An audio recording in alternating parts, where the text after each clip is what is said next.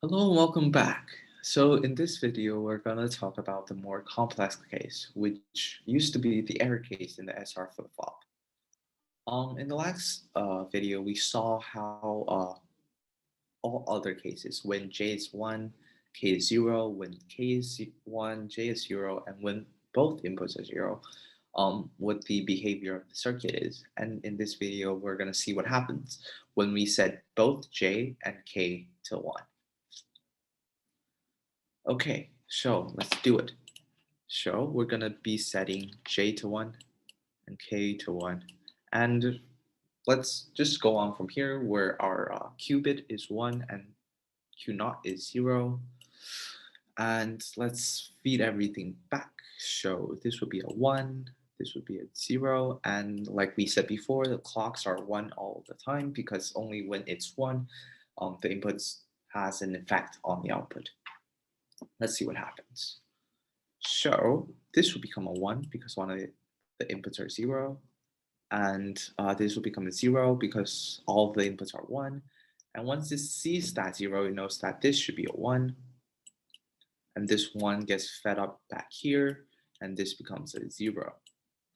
And you may ask, has the circuit stabilized? Well, not really. Let's keep going. So this is going to change to 0 because Q is now 0. This is going to be a 1 because Q naught is now 1. And this is going to become a 1. And this is going to become a 0, right? And once the top wire becomes its output becomes a 0, the second NAND gate knows that it should return a 1. And this one gets fed back down here. And this becomes 0 again. And you may you may notice something already. The output became what we saw last time.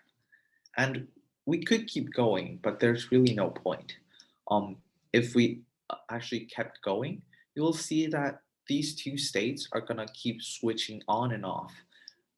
Q naught is gonna be the qubit is gonna switch from 1 to 0 to 1 to 0 to 1 to 0, and the Q naught bit is gonna become go from 0 to 1 to 0 to 1 to 0. And that is what we call a toggle state. And it doesn't really ever stabilize. And let's see what happens.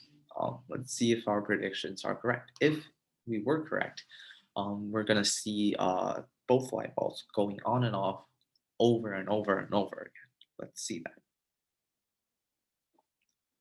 And from this, there's a slight lag between the iPad and the computer, and you probably can see that it's toggling on and off, over and over again, which, to be honest, is not the fun thing. But it does allow the case where J and K are both 1 because Q naught are always opposites, which is different from what we see in the SR flip-flop.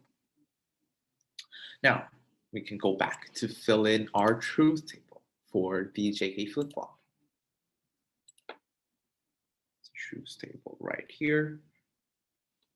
So, when J, let's fill in the inputs 0, 0, 1, 1, 0, 1, 0, 1, and we'll assume the clock is high 1 all the time because only then the inputs are going to take effect on the output.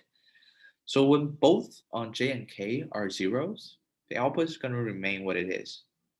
So whatever the previous output is, it's going to maintain that previous output. When K is set to 1, Q naught is going to be set to 1, which means Q is going to be 0. And when J is set to 1 and K is set to 0, Q, no matter what the previous state is, we've seen that it will always be set to 1. And in the last case, which we've just seen, when both J and K are 1s, Q is going to toggle on and off over and over again. And when the clock is 0, when the clock is 0, Q is going to toggle also. but every other input won't take effect. So this is the finished truth table of the JK flip-flop. And next time we're going to dive into something slightly more different than what we've seen before.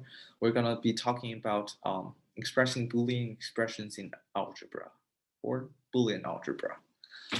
Let me know if you have any questions, and I'll see you next time.